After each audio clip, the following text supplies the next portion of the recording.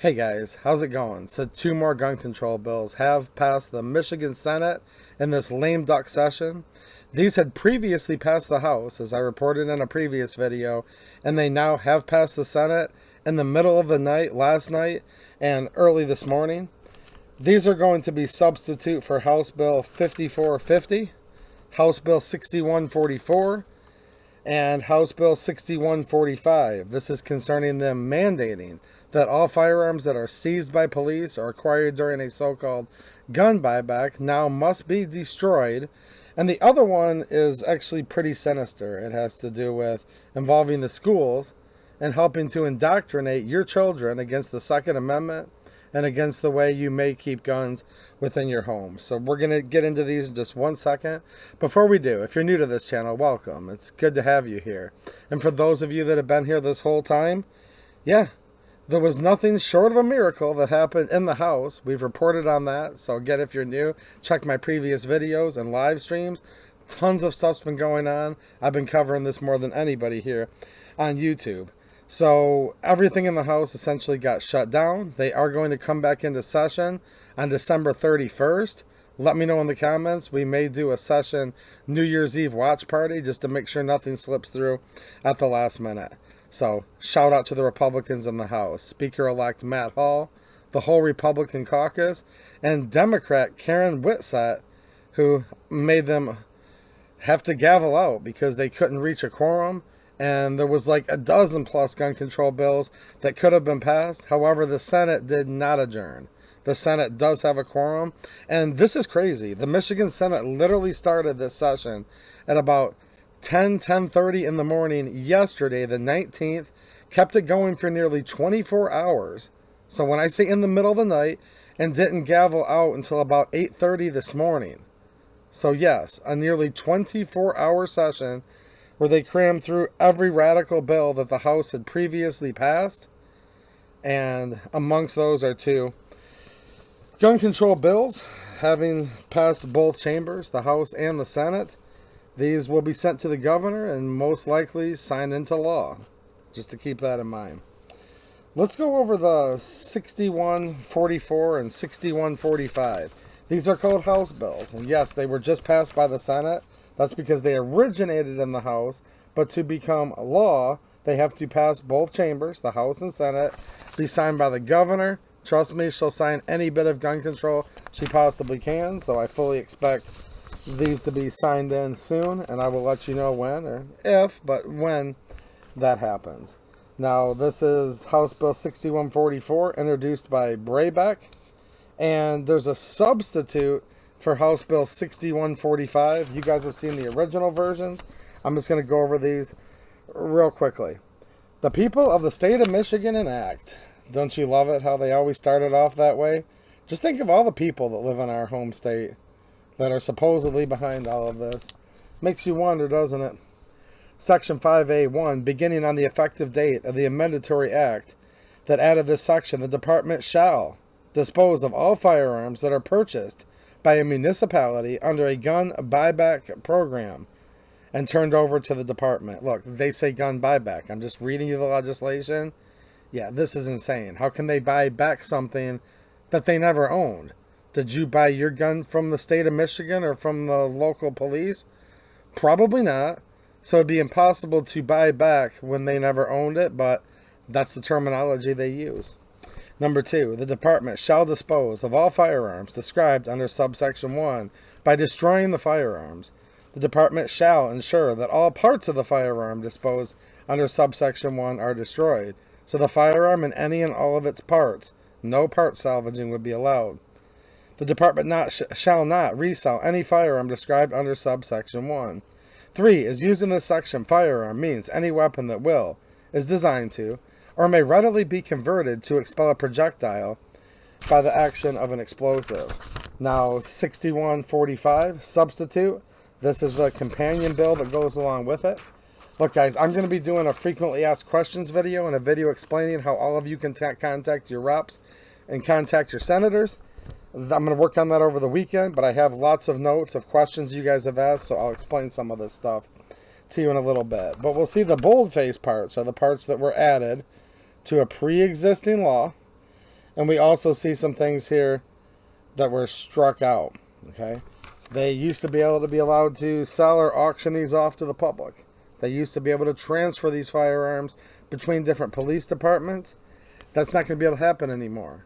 Thus, firearms that are purchased through buybacks through municipalities, meaning your tax dollars, think about it, they're not going to be able to be sold back. It used to be at usually a pretty good price at a police auction. Thus, removing these firearms from circulation, thus helping to keep firearms away from people who maybe don't have a lot of money. Good people who need to buy these guns won't be able to buy them at these municipality auctions anymore. So this is definitely a Second Amendment issue. This is also a defund the police issue, because departments would earn revenue on this and sometimes save themselves some money or trade within departments. Maybe one department's got 10 extra Glocks. They don't need them, but another department does. They might trade them to the police department down the road, next town over, in exchange for some shotguns or something similar like that. Not anymore. Now anything through a buyback, or if it's seized and the police department doesn't need it, they can't sell it, they can't trade it, they have to destroy. And then it goes on to say the director shall ensure that all parts of a firearm disposed under this section are destroyed. This bill's basically crossing out a bunch of other procedures that they used to have at their disposal. By the way, I do want to give a shout out to these Republican senators who did fight this stuff tooth and nail all night long, particularly Senator Jim Runstead. He did a floor speech opposing this next one. There's like 23 hours worth of footage. I wanted to show in a clip of his speech, but I was able to find it on the Senate Journal.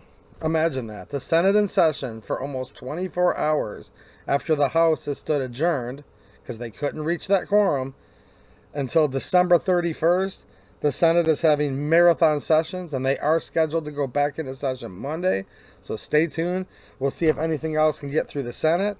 However, anything the Senate passed, the House can't do anything about it until maybe December 31st, but probably not. Hopefully not. Stand by. This is awesome what happened in the House yesterday, guys. We're taking nothing away from that awesome news. This is your other chamber. This is the Senate. And these are radical leftists that are pushing through radical leftist agendas that are destroying this whole state and going after the Second Amendment. Just keep that in mind and tell all your friends and family. Share this video, raise awareness so they understand what's going on in Michigan. All right, so this is the... Let me just show you this real quick, and then we're going to get to this 5450. So this is what I had previously showed you in a recent video. House Bill number 6144C, as passed by the House December 12th. I did print the updated versions of these, just so you can see how this process works a little bit. This is now House Bill 6144 as passed by the Senate December 20th. And it's basically all the same day, but it's technically 2 days because they held a nearly 24-hour session.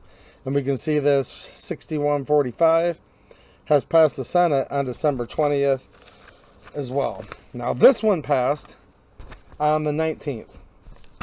House Bill 5450 as passed by Senate December 19th, 2024.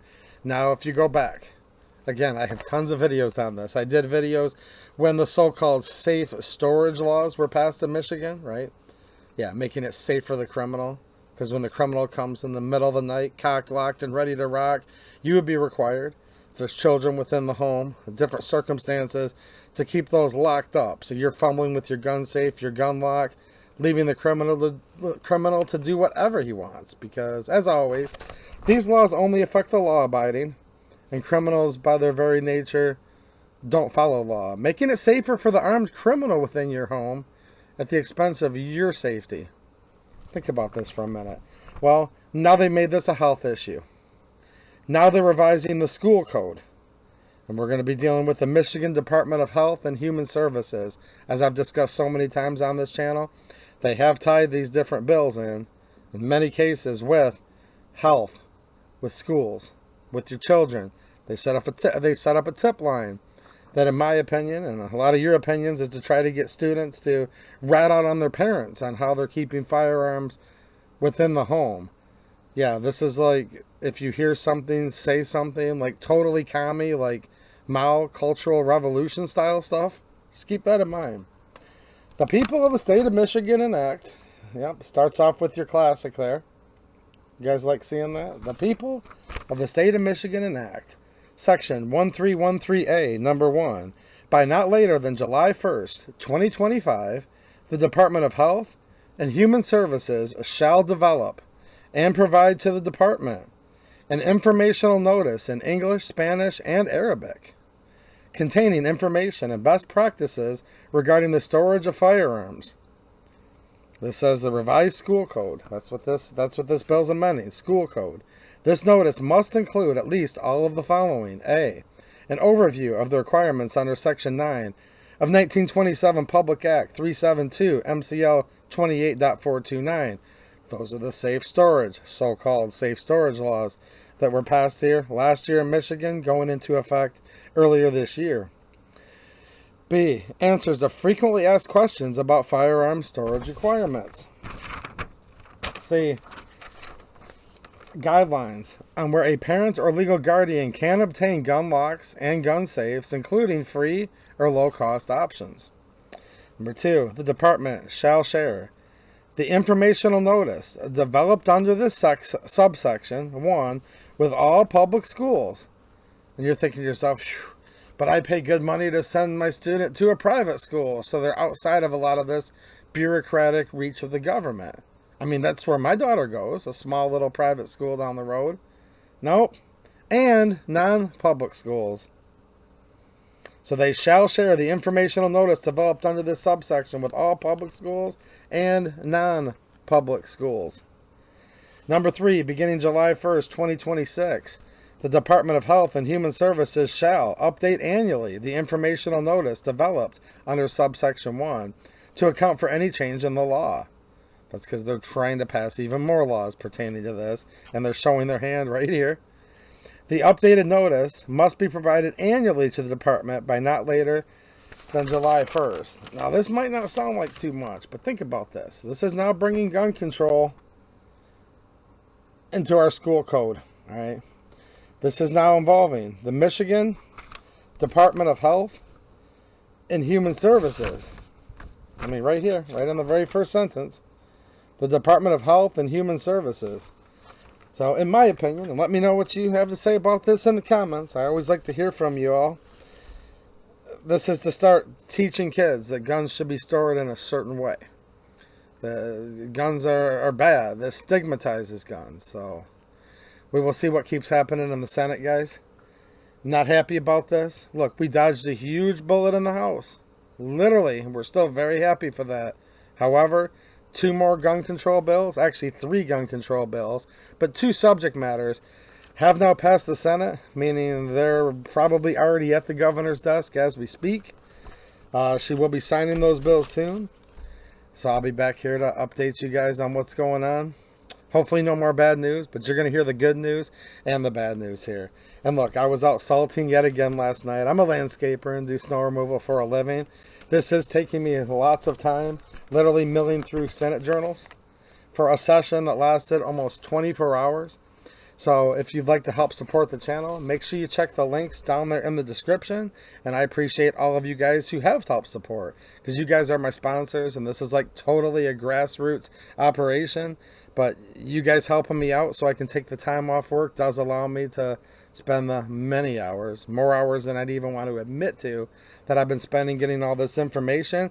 And one more shout out to Michigan Representative Jay DeBoyer. He sent me a text earlier today. We've been talking back and forth all week about all this going on. And he reminded me, he's like, dude, they just got done with like a 20+ hour long session in the Senate, and there are some senators in there that are fighting this off. So shout out to those guys who are standing against it there. However, the Democrats do have a 20-18 majority in the Senate. And on these bills, these did all pass the Senate on party lines, with 20 Democrats voting yes and all 18 Republican senators voting no, with Senator Jim Runstead vocally speaking out against them. Whew. All right. I got to get ready for my live stream tomorrow night, so make sure you check out my live streams, which are every Friday night around 9:30 p.m. Eastern Time. Thanks for watching. and have a good one.